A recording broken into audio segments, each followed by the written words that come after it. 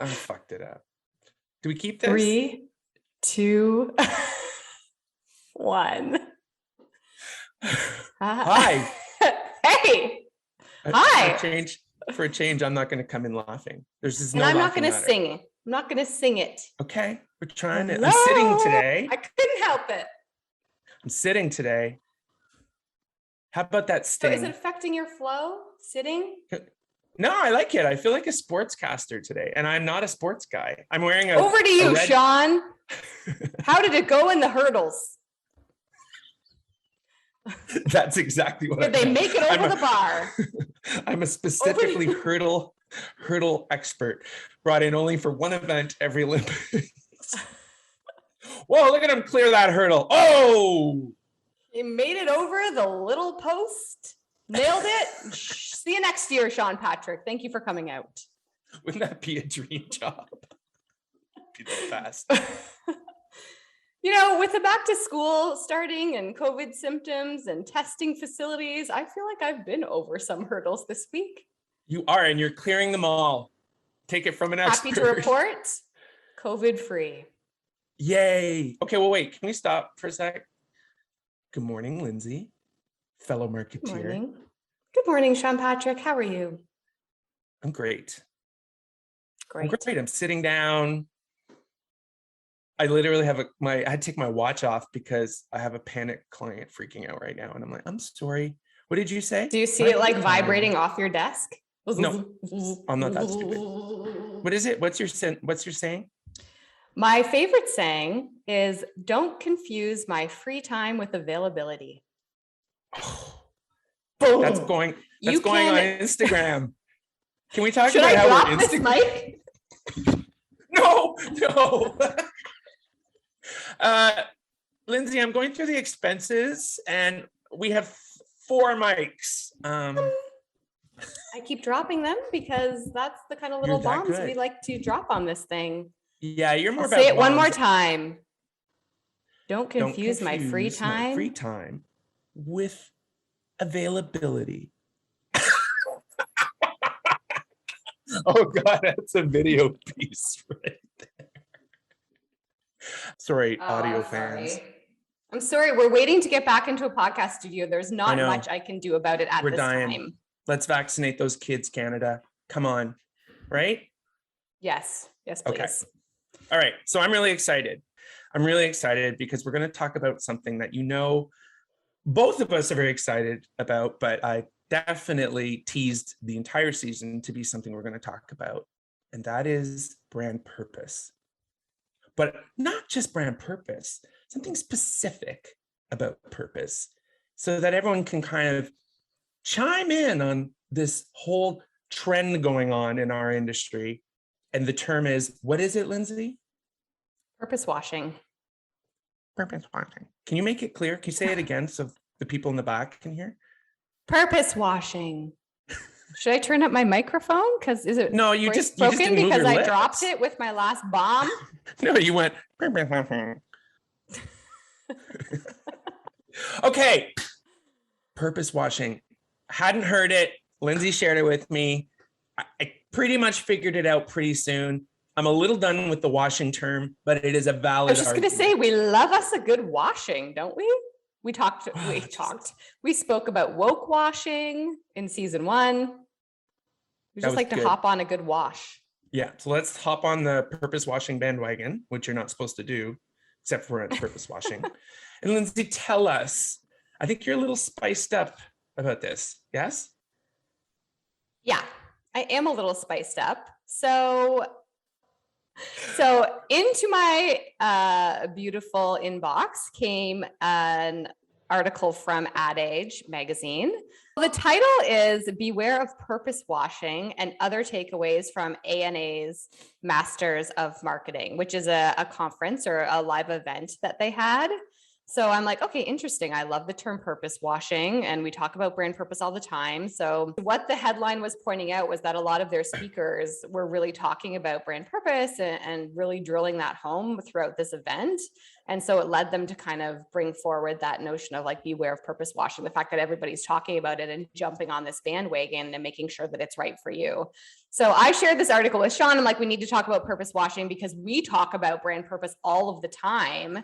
And it's definitely not something that we're promoting that people just jump on from like a purpose washing kind of standpoint, but that you do it in a way that works well for you. So I'm like, hey, can we talk about this?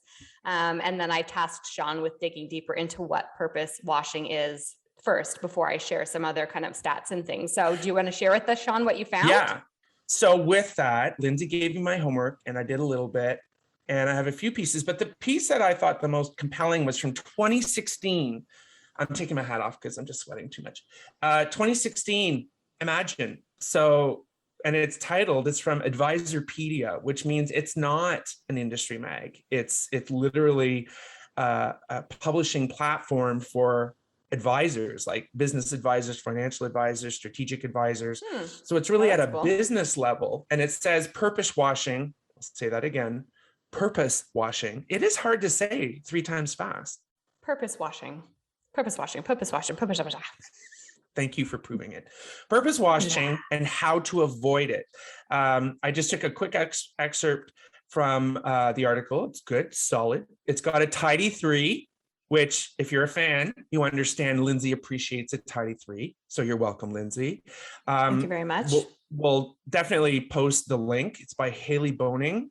It says cause washing, greenwashing, pink washing. So it validated my tiredness of washing, but it gets the point across. So I'm not going to diss it, Lindsay. I really appreciate it. So when they talk about all these terms, they say all monikers developed to describe an age-old business tactic. Lindsay's going to like this word too, inauthenticity. And in some cases, bold-faced deception in the name of profitability. Yes. What do you think? She doesn't have much. Preach, girl. Yes. 2016. Okay. At a business strategy investment standpoint. So that was really interesting. How to avoid this? Says, ask the author, before you use your purpose for external marketing, look inward and follow these 3 tidy 3, if I may paraphrase. Okay, what are they? What are the tidy 3? Take you off my Step glasses 1. so I can really get in here. Uh-oh. What are Step they? 1. You look great. That's a great angle for you. All right, step 1. Understand the difference between articulating a purpose and living it. I think it's called story doing. I had to. Okay, Lindsay, you have to talk. Sorry. She has great expressions. I'm trying to give you your space to. No, I want to hear it. I want to hear it, partner. Understand the difference between articulating a purpose and living it. Okay, so who wrote this? What is her name? Haley Boning. Thank you, Haley. Right? Exactly. What I loved is just, and I'm almost done. This is not communication. So you know. This is not a marketing This is not campaign. A marketing thing.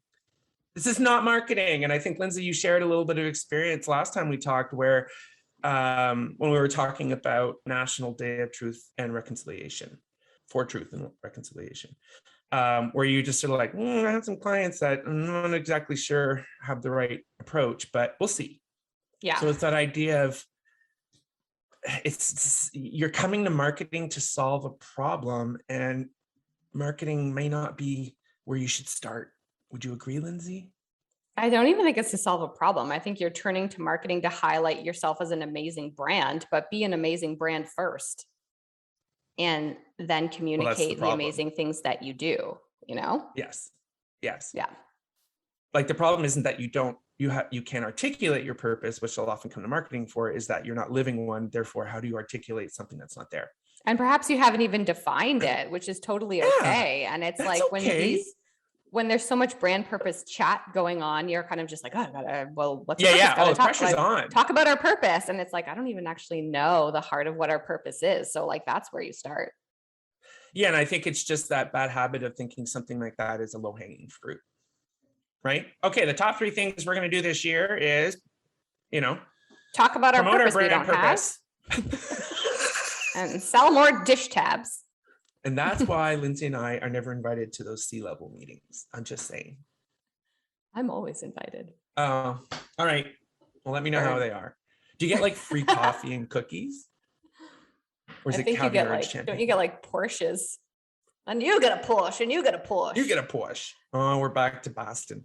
All right. Step 2, align everything in your organization, not just your external positioning, with your purpose. Yes. Align everything in your organization, not just your external positioning, with your purpose. Which I think is actually a really important point too, because what I'll talk about a little bit later is not only the value of brand purpose for customers and sales, it's also for stakeholders and employees. And so when you look at it's aligning more for all them. the pillars, all the pillars of your business towards running towards this purpose that you've all defined and rallied around, and everyone feels that they're doing well other than just, again, maybe selling dish tabs. It's like, that's more what it's for, is that. Absolutely. And I think, any of the sort of advice or observations we make today, I think is really directed at newer companies, especially with, the epidemic and everything. There have been companies that have seen huge success, huge growth, right? That have gone from, say, small business or mid-size, and they're really on that curve. Now is the time to kind of pause and make sure, don't change. You should be doing it. It's just to capture where your purpose is best served. And guess what, folks? It doesn't have to be charitable. I think that's where people get confused. This is not your corporate social responsibility. This is not your CSR strategy. That's just, as Lindsay would say, that's just table stakes. It's about, this is an opportunity for you to really create a brand around the company and what the company currently does, what it believes. Mm-hmm. Number 3, tidiest of them all. I can't engage all your stakeholders in your purpose. So don't. What I just said? I think I you did. love this person who wrote this article. I 100% agree. Again, it's more for stakeholders, investors, employees, as much as it is for customers. More. It's like, that's, I think, the real struggle, right? Is to say, if you're pivoting your whole organization for the sake of an external stakeholder, meaning sales, engagement, all those measures, it's short-lived. And you're constantly going to be playing that tactical game, seeing it as a low-hanging fruit. And it's that idea that you have to make that pivot from being like, is what we do something we do for our customers, or is it something we do to contribute to society? And that could be, comfortable socks, putting a smile on a face. It's those little things. It's about, and I think McDonald's does a great job with that, or Amazon. So it's these subtle things that no one thinks about. If someone says, when I say this brand, what do you think? It should contribute to sort of the emotional side of it. Not that, well, that's not our message right now. It should always resonate in some almost indirect, subconscious way, because that's what a brand does. It can, if it truly has a purpose and it really lives it, it's just like a close friend. Why are they your best friend? Because I love them. Because they're fun. They're not specific. Because I love the way that they, promote and engage and blah, blah, blah. It's that really personal. And we always say the brand is your tool to create a connection with consumers and the world on a much deeper level than a product can. Mm-hmm. I just came up with a really bad analogy in my mind. Oh, please. And I'm not great with analogies. It's kind of like if you're trying to lose weight for a wedding. You're losing weight for a wedding. It's a superficial cause. It's a one-off event, kind of like a campaign.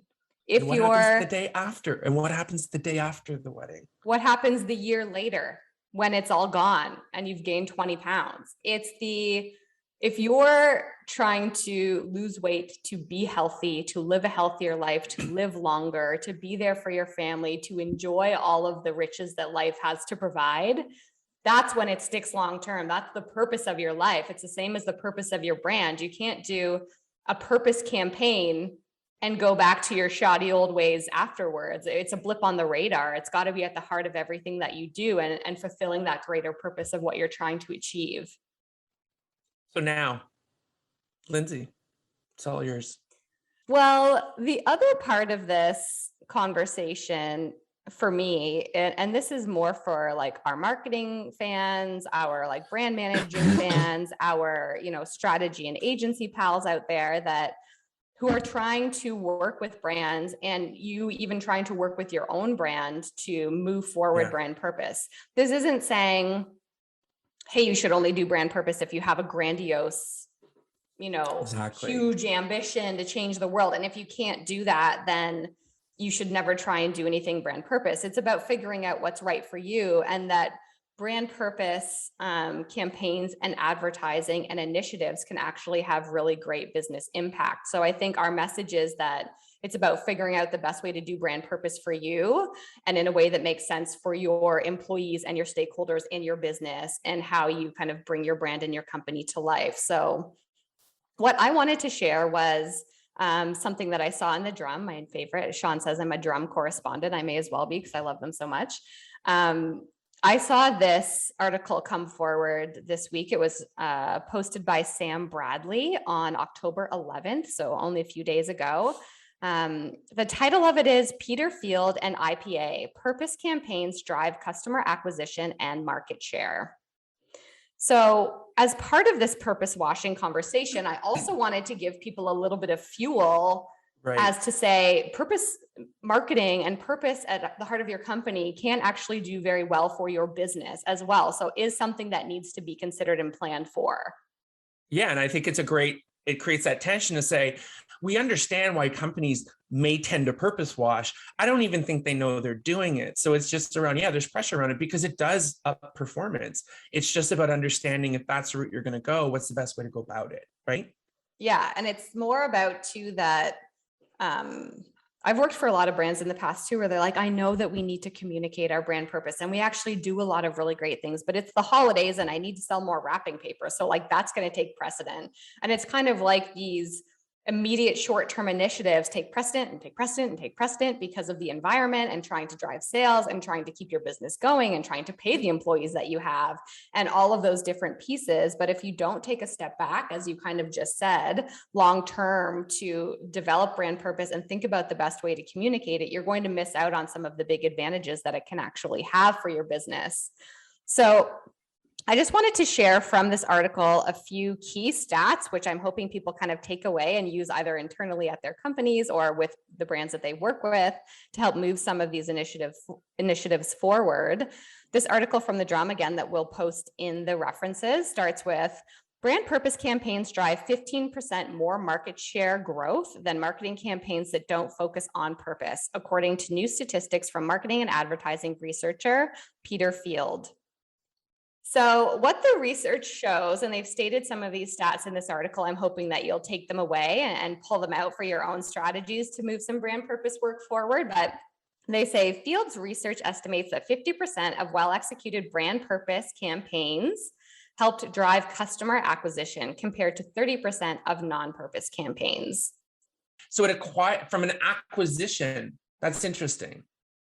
Because, sorry to interrupt, because I wouldn't think of, I find acquisition to be such a tactical sort of thing. So that's interesting. That's quite an increase. And it's one of those things that people typically say, like brand purpose campaigns might drive brand love or positive sentiment, but they're relating in this article directly back to customer acquisition, which is a pretty big measurement for brand purpose campaigns, because again, typically you would just say, oh, I love that brand more, but at the shelf, I'm still going to buy what's on sale. But now people say they vote with their wallet, right? So they're voting with their wallet and actually making purchases from brands that are purpose driven. Right. Okay. Sorry. That's a little shocking to me. Okay. So they also say 41% of well-executed brand purpose campaigns, so not just any brand purpose campaign, but well-executed, drove a very large, they don't say exact percentages, growth in market share versus 26% of non-purpose campaigns. So I'll just read that again. 41% of well-executed brand purpose campaigns drove a very large growth in market share versus 26% of non-purpose campaigns. And then So on that the makes other sense to me. side, they say badly executed purpose campaigns performed worse than non-purpose campaigns. So if you do it poorly, it's worse than not doing it at all.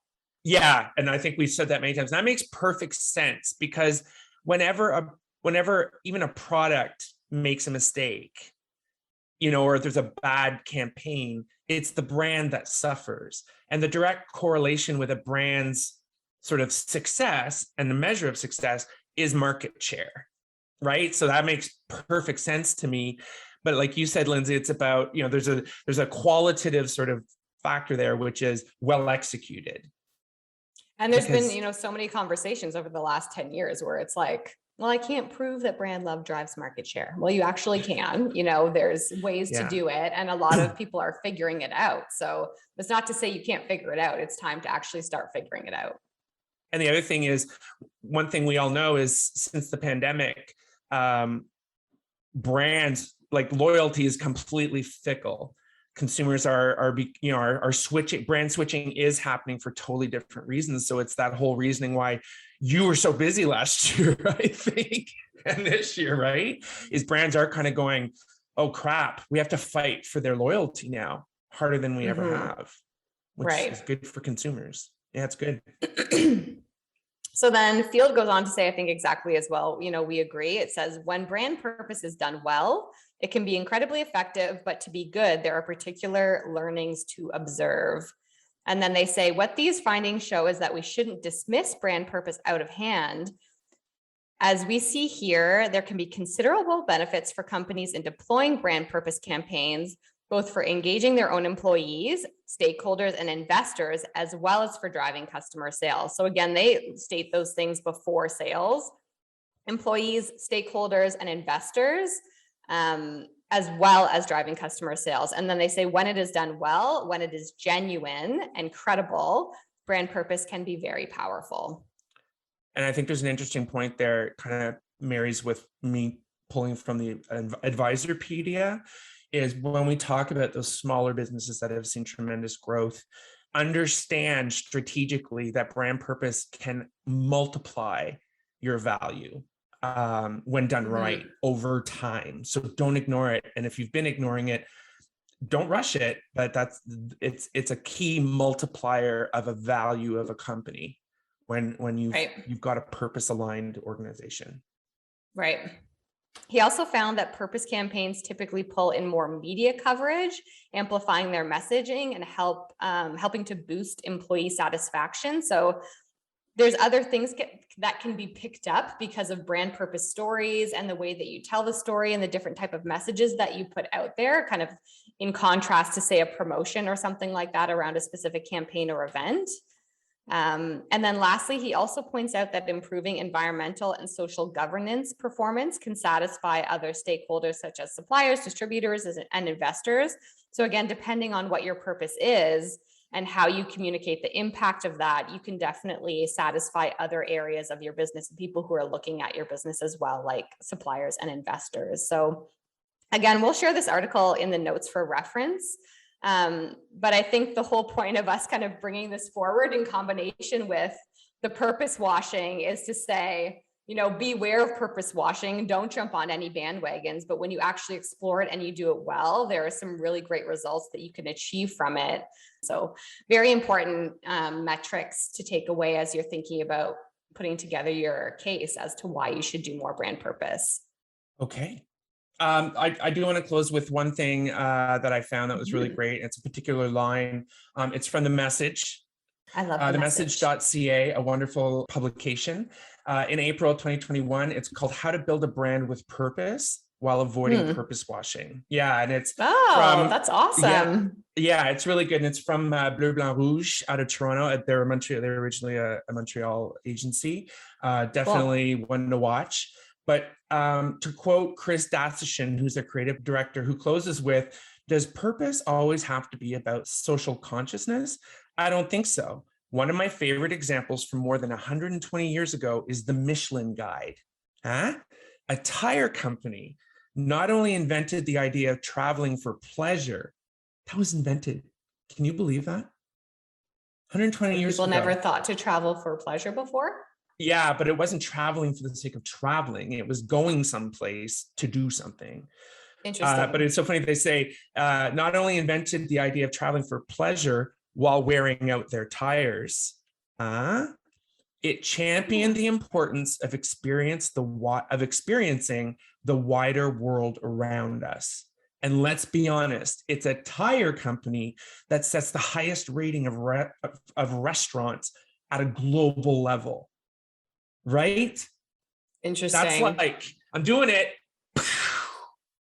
Well, that's what it is, right? It's like, it's not buy more tires. It's like, what is the benefit to tires in your life? And exploring that purpose and bringing that purpose forward. That's the emotional benefit. Yeah. 120 years ago. Like, there it is, folks. Dang. And it's not, they have their Michelin Man. It's just one piece of their brand, right? And it's arguably a bigger brand through its purpose than it is as a tire manufacturer. They close with, today, virtually every talk-worthy brand that's being born has purpose at its core. The entire world is being held accountable for its actions, and brands are no exception. It's about time. That's awesome. Imagine sitting in an interview at Michelin and being like, do you like to make tires? And you're like, I mean, who likes to make tires? It's can't be the best day to day. Polarizing. You know, but when they say, do you want to help people explore the world? And you're like, yes, I do. Yeah. You want to get people to the places they want to be? Yeah. That's what we do. And it's that simple. You know, it comes back to why they manufacture tires, but it's a why. Right. It's not just to make money. It's to get people to use their product as a means to explore the world. And to make their lives better. Yeah. Thank you from the message. I love that. I'm so glad I held it back and didn't share with you so I could do that mic drop. Well, that was a good one. And we got to talk about what I love most, purpose washing. Purpose washing. No, I don't love purpose washing. Brand purpose, done right. Brand purpose, well executed. Take that away. Is that our latest tattoo on the forehead? Brand purpose, well executed. You're running out of room. I guess it's me because I have a very large forehead that goes all the way back to the back of my head. So follow me on Instagram, girl with the forehead tattoos. Bit long. Have a great 2 weeks, everybody, and go find your purpose. Go find your purpose. Okay, chat soon. On purpose. Bye. Find your purpose on purpose. Oh, that's a good one. I'm tattooing that on my forehead. Thanks for listening. We hope you enjoyed it. New episodes launch every 2 weeks, so be sure to subscribe to the Two Marketeers podcast wherever you like to listen. Or go to the twomarketeers.ca and connect with us. That's the twomarketeers.ca. Spell it out. We are everywhere. Two Marketeers podcast. This podcast is over.